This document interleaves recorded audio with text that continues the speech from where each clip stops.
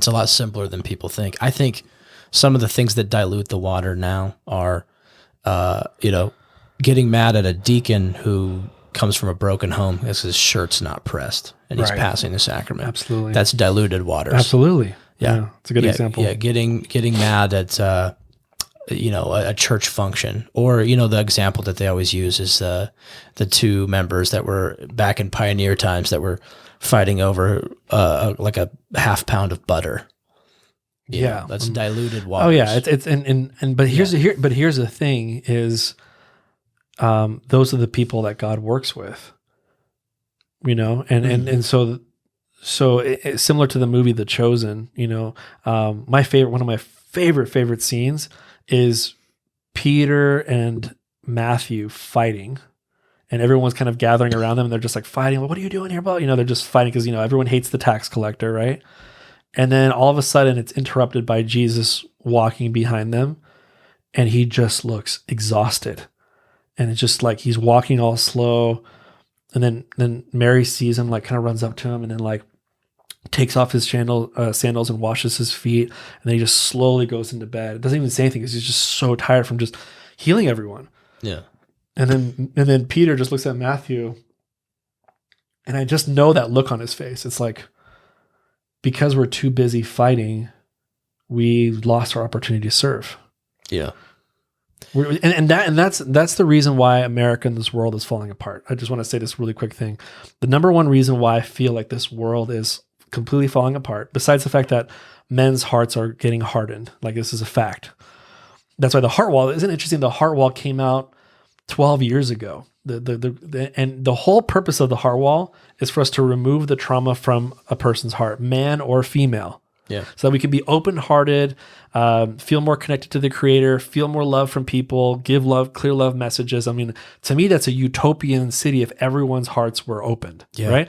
But we're not there. The reason why there's war, the reason why there's everything is because everyone is playing in the chessboard of numbness. That's how they move, and they don't feel anything when they take someone's life. They don't feel anything anymore. You see? Yeah. And so, but what's interesting is that evil doesn't one of the major problems with diluted water. Here's my diluted water comment that you wanted, is that we're too busy fact checking on certain doctrines and different beliefs with other religions that we don't understand that evil doesn't care about that.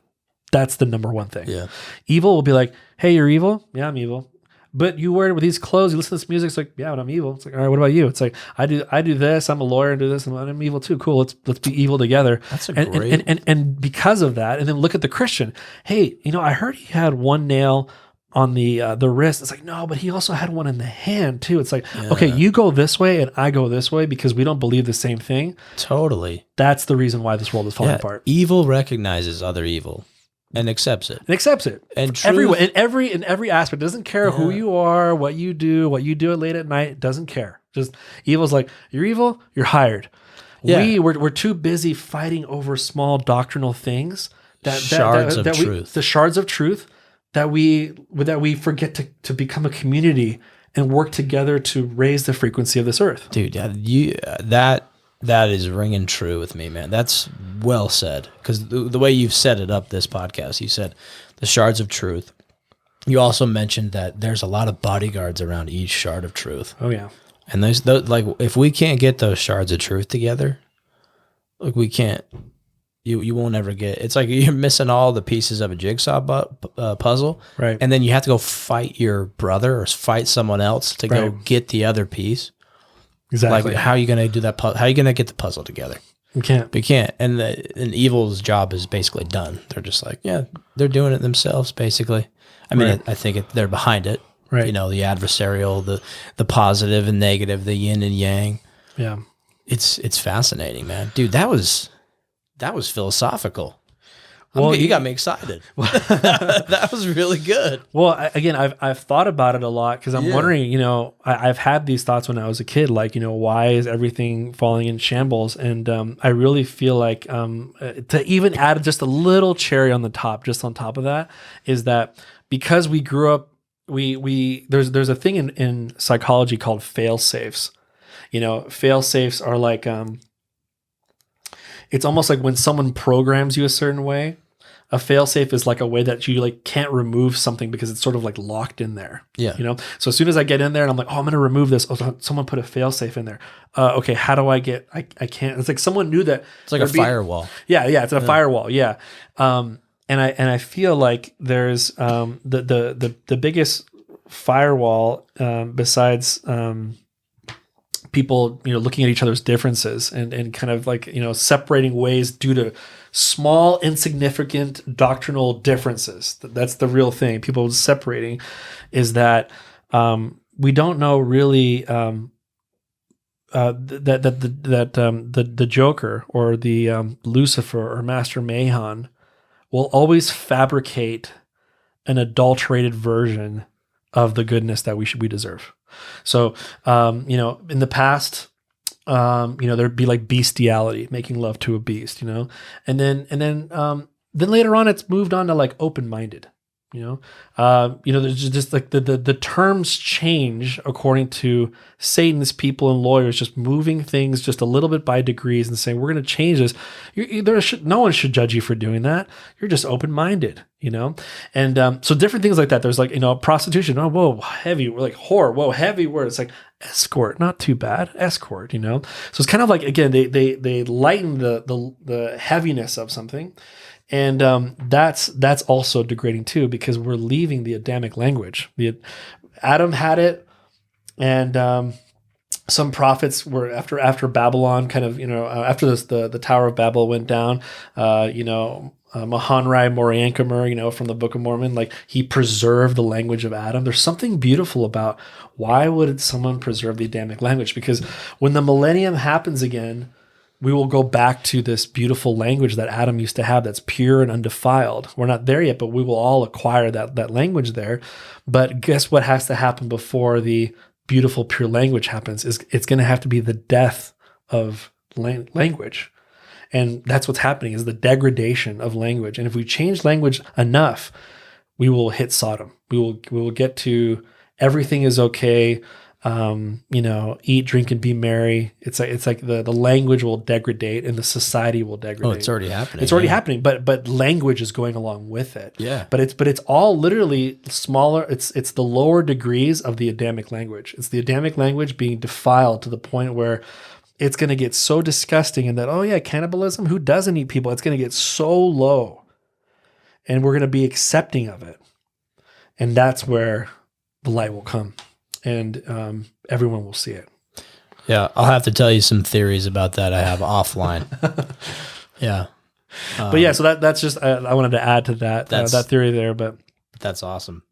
Well, I guess to kind of wrap it up, here's what I think we should do. I think we should do this periodically. Have someone interview you. Maybe not me, maybe someone else, maybe me again, who knows? Right. But like somebody, this is where we get to find out who you are. And I think that's important for people that want to come use you as a practitioner and experience what you offer, because this isn't it's an emotional thing. Right. You need to know, the more you know about somebody, same thing with a doctor, the more they see a patient, the more they kind of understand what they're going through, and then they can treat a symptom, right? Or help. But you're not in the business of treating just a symptom. It's a different thing. So my message to everybody would be like just one of encouragement to get out here and look into some alternate methods of healing. And I had one more thing. I thought maybe we could end with you. We know you're into the emotion code. We kind of know your end game a little bit, but I think I'm going to cut to it. It's your platform, Heal. Right. And I wanted to just give you the floor for that. Okay. As an outro, but what is that? So basically, it's a platform that I was vouching for because I saw freedom of speech with holistic practitioners being lost. So everywhere I looked, I was seeing my friends getting banned from Facebook, in Facebook jail for about a month because they had a wellness hack that actually works for them and their clients hundreds of times. Whether it's to get over a certain type of flu or a certain type of pandemic that happened, and all of a sudden they are gone. And certain types of flus, yeah, certain type of flus, yeah. So I noticed that they were gone, and these fact checkers were biased people that are anti energy medicine. They're anti-energy medicine. They don't. They believe if we look at the book called Lost Connections, it talks about how skewed the different medications are in regards to like their clinical trials, how they picked which one they're going to use, but they don't talk about how much it failed and did nothing.